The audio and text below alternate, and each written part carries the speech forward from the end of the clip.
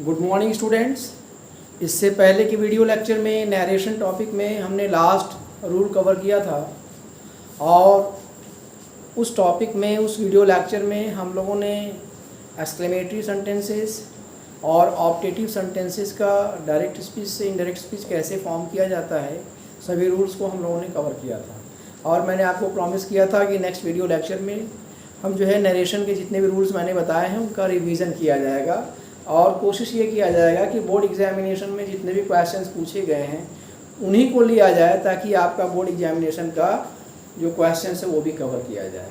तो उसी कड़ी में हम लोग जो है नरेशन में रिवीजन चैप्टर को रिवीजन करने जा रहे हैं। इसको ध्यान से देखेंगे और जो स्टूडेंट अगर कोई लेक्चर को मिस कर गए हैं वो भी इसे ध्यान से समझेंगे क्योंकि इसमें सभी रूल्स को एक साथ कवर किया गया है।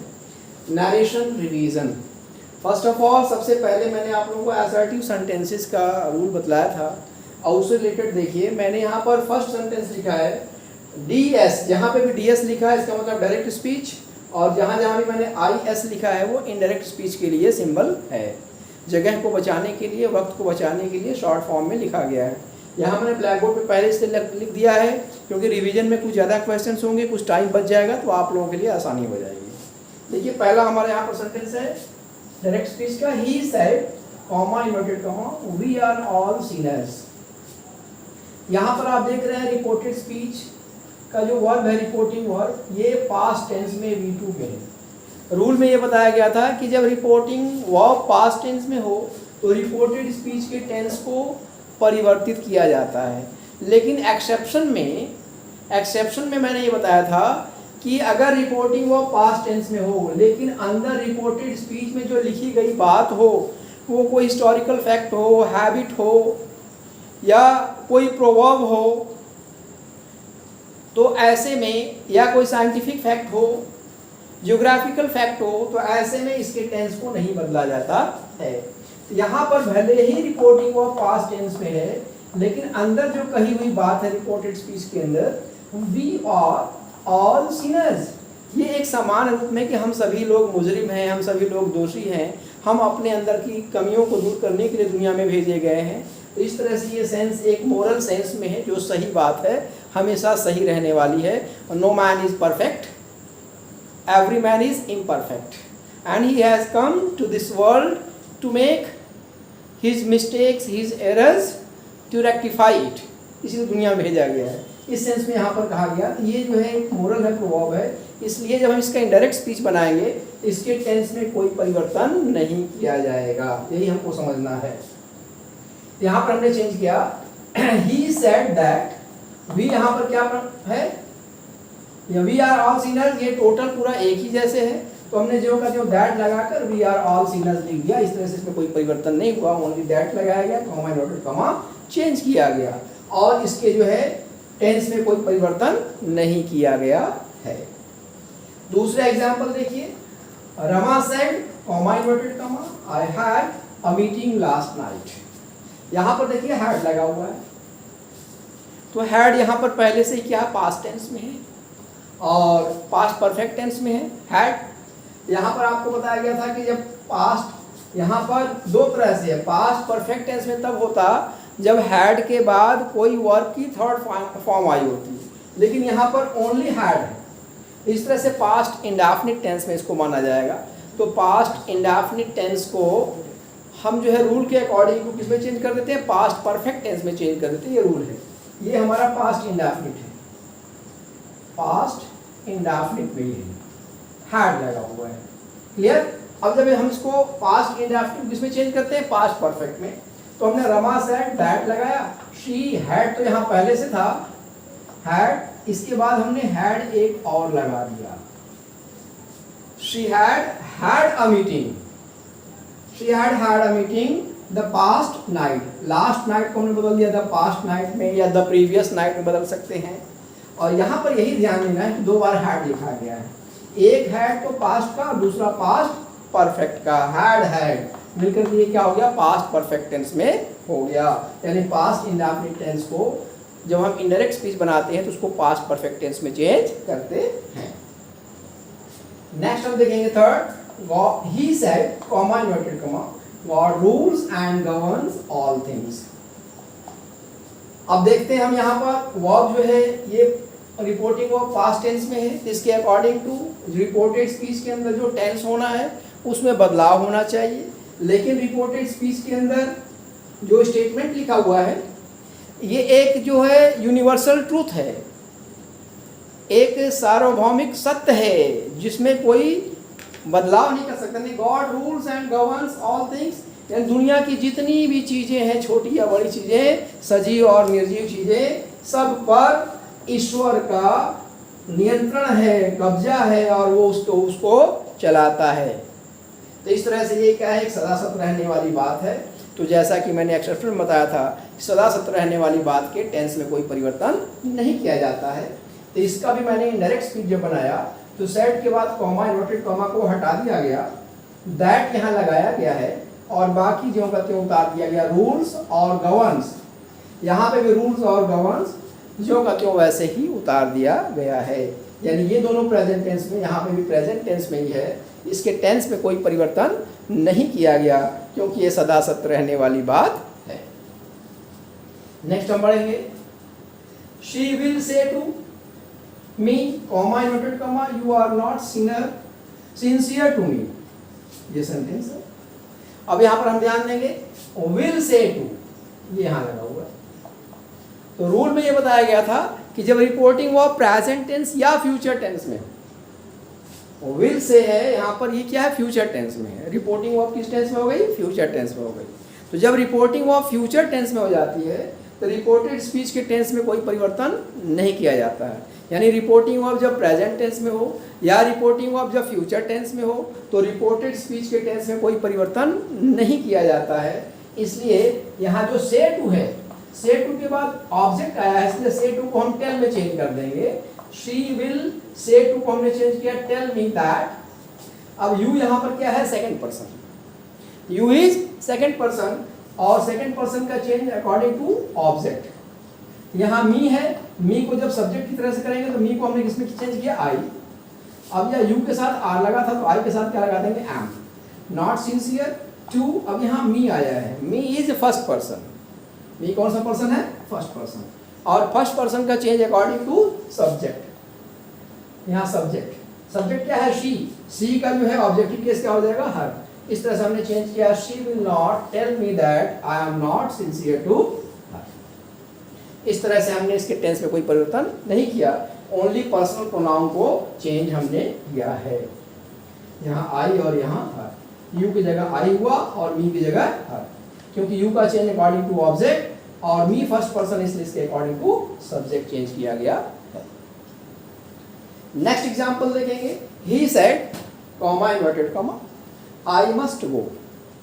तो इस तरह से मैंने आपको बताया था कि मस्ट हुआ या माइट हुआ या कुड हुआ या वुड हुआ या शुड हुआ, अगर ये सभी वर्ब आई रहती हैं तो इसमें जो का त्यों रहता है, इसमें कोई परिवर्तन नहीं किया जाता है।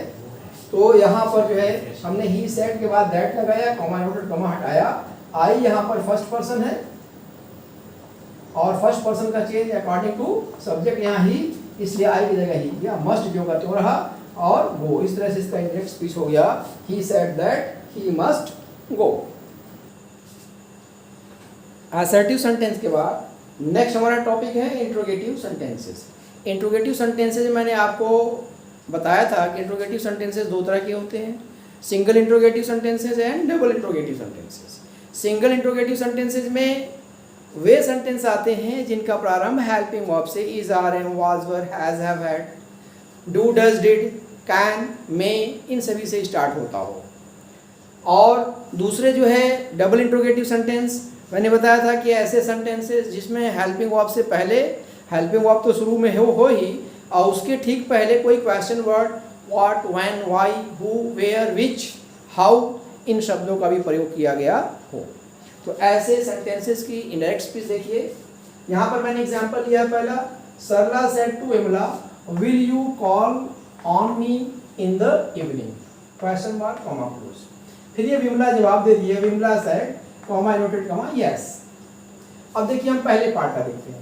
तो यहाँ पर विल से स्टार्ट हो रहा है सेंटेंस, यानी सिंगल इंट्रोगेटिव सेंटेंस है, हेल्पिंग वर्ब है, विल क्या है, हेल्पिंग वर्ब, हेल्पिंग वर्ब से स्टार्ट हो रहा है, यानी सिंगल इंट्रोगेटिव सेंटेंस ये है। तो सिंगल इंट्रोगेटिव सेंटेंस का तरीका क्या है, यहाँ जो सेट टू है इसको हम किसमें चेंज कर देते हैं, आस्क्ड में। तो सरला के बाद सेट टू को हमने किसमें चेंज कर दिया, आस्क्ड में। सरला आस्क्ड विमला, अब कॉमा नोटेड कॉमा को हटा दिया गया। इसके ठीक पहले अगर हेल्पिंग वर्ब से स्टार्ट हो रहा है तो हम इफ का प्रयोग करते हैं, इफ लगाया हमने। अब उसके बाद में तुरंत जो है उसके बाद सब्जेक्ट लगाया जाएगा। यहाँ यू आया है, यहाँ पर सब्जेक्ट क्या, यू सेकंड पर्सन है, सेकंड पर्सन का change according to object. Object एक लड़की का नाम है इसलिए यहाँ पर सी यूज किया गया, इफ शी। विल है, विल को किसमें चेंज कर दिया गया, वुड में चेंज कर दिया गया, विल को चेंज कर दिया गया वुड में। If she would call on her, यहाँ मी आया है, मी फर्स्ट पर्सन है, फर्स्ट पर्सन का change according to subject. Subject Sarala लड़की है इसलिए मी की जगह क्या हो गया, हर, इन द इवनिंग। इस तरह से पूरा हो गया। लेकिन इसका दूसरा जो पार्ट है कि विमला सेड यस, यानी विमला जवाब दे रही कि हाँ मैं शाम को करूंगी। तो इसका सेकंड पार्ट का हम बनाएंगे, विमला सेड को हमने चेंज कर दिया रिप्लाइड, और यस को हमने कर दिया इन अफर्मेटिव। यस के लिए इन अफर्मेटिव मैंने बताया था, और अगर नो रहता तो in negative, Vimala replied in negative हो जाता। उसके बाद अगला सेंटेंस देखिए, her mother said to me comma inverted comma how old are you. यहाँ पर देखिए हाउ लगा है, हाउ लगा है और आर भी हेल्पिंग वर्ब भी लगा है। हाउ ओल्ड आर यू, यहाँ पर हाउ लगा हुआ है और आर भी लगा हुआ है, यहाँ single interrogative of second type से हो गया। तो इसका बनाते समय हम जो सेड टू को चेंज करेंगे आस्क्ड में, कि हर मदर आस्क्ड मी, और हाउ ओल्ड हम जो बतो लिख देंगे। इसमें इफ वेदर नहीं लगाया जाता है, कॉमा नोटेड कॉमा हटाएंगे। ये जो क्वेश्चन वर्ड हाउ लिख दिया हमने, हाउ ओल्ड। अब यहाँ यू जो आया है, यू सेकंड पर्सन है, इसका change according to object. Object क्या है यहाँ पर, मी है। ऑब्जेक्ट क्या है, मी। इसका सब्जेक्टिव केस क्या हो जाएगा, आई।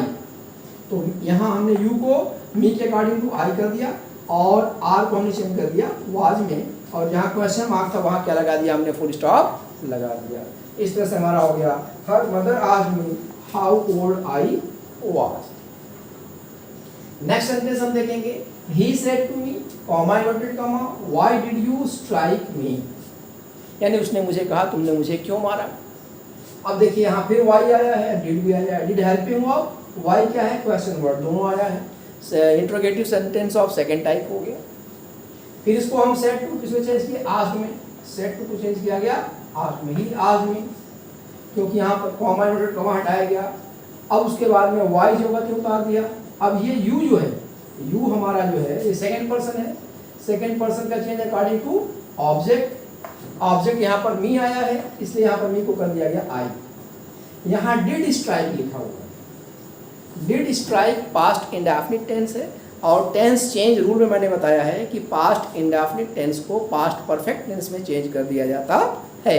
यानी डिड स्ट्राइक की जगह पास्ट परफेक्ट में स्ट्राइक एन कर दिया गया, कि why I had stricken. Did strike को हैड स्ट्राइकन किया गया, हैड और स्ट्राइक का थर्ड फॉर्म स्ट्राइकन, और मी फर्स्ट पर्सन है अकॉर्डिंग टू सब्जेक्ट। सब्जेक्ट यहाँ क्या पे ही है इसलिए ही को चेंज कर दिया गया हिम। इस तरह से हमने ये चेंज किया। एक और एग्जांपल हम देखते हैं, he said to us comma inverted comma are you going away. अब यहाँ हेल्पिंग वर्ब से शुरू किया गया सेंटेंस को, पहला सिंगल इंट्रोगेटिव सेंटेंस हो गया। तो सेड टू को हमने चेंज कर दिया आस्क्ड में, ही आस्क्ड अस। इफ लगाया हमने क्योंकि सिंगल इंट्रोगेटिव सेंटेंस है, इफ। अब यू क्या है, सेकंड पर्सन, सेकंड पर्सन का change according to object. Object यहाँ पर क्या है, अस, और अस का सब्जेक्टिव केस क्या होता है, वी, इसलिए हमने यहाँ पर किया we. Are going present continuous tense में है, तो टेंस चेंज बताया गया था कि प्रेजेंट कंटिन्यूअस टेंस को पास्ट कंटिन्यूअस टेंस में चेंज करते हैं, इसलिए आर गोइंग को वी के साथ वर गोइंग कर दिया गया, we were going away. In this way we have covered the revision section of interrogative sentence of first order and second order. Next our topic is, अगला type का sentence हमारा है imperative sentences. इसके लिए rule जो बताया गया देखिए ध्यान से। इंपेरेटिव सेंटेंस में ऑर्डर दिया जाता है, रिक्वेस्ट किया जाता है, एडवाइस दिया जाता है, या लेट से सेंटेंसेस स्टार्ट होते हैं, उन सब का रूल अलग अलग बताया गया है। मैंने यहाँ पर कोशिश किया कि हर तरह के एक एक सेंटेंस को ले लिया जाए, ताकि हर तरह का जो रूल बताया गया वो आपके सामने आपके माइंड में वो चीज़ आ जाए और आप उसको जान जाए। पहला सेंटेंस मैंने यहाँ लिया है, the beggar said to the lady comma noted comma please do not turn me out. यहाँ प्लीज किया गया, प्लीज यहाँ पर यूज किया जा रहा है। प्लीज मतलब रिक्वेस्ट होता है, किसी से रिक्वेस्ट करना, विनती करना। तो यहाँ पर प्लीज को हटा देंगे और प्लीज की जगह यहाँ पर हमने रिक्वेस्टेड यूज कर लिया, ध्यान देना है। यहाँ हमने लिखा द बेगर और सेड टू जो था उसको प्लीज यूज होने की वजह से इसको हटाया गया और यहाँ यूज किया गया requested. The beggar requested the lady. अब आगे यहाँ पर डू नॉट आया है, तो डू नॉट को हम यूज कर देंगे नॉट टू, याद रखना है। अगर डू नॉट आया है तो नॉट टू, और अगर ओनली वर्ब है तो ओनली टू लगाएंगे वर्ब के पहले, नॉट टू और उसके बाद टर्न। और यहाँ पर मी आया है फर्स्ट पर्सन, मी का चेंज अकॉर्डिंग टू सब्जेक्ट करेंगे। मी का चेंज अकॉर्डिंग टू, ये फर्स्ट पर्सन है, इसका चेंज अकॉर्डिंग टू सब्जेक्ट करेंगे। सब्जेक्ट यहाँ पर नाम है, बेगर है, इसलिए यहाँ पर हिम कर दिया गया, मी की जगह हिम कर दिया गया और आउट लिखा गया।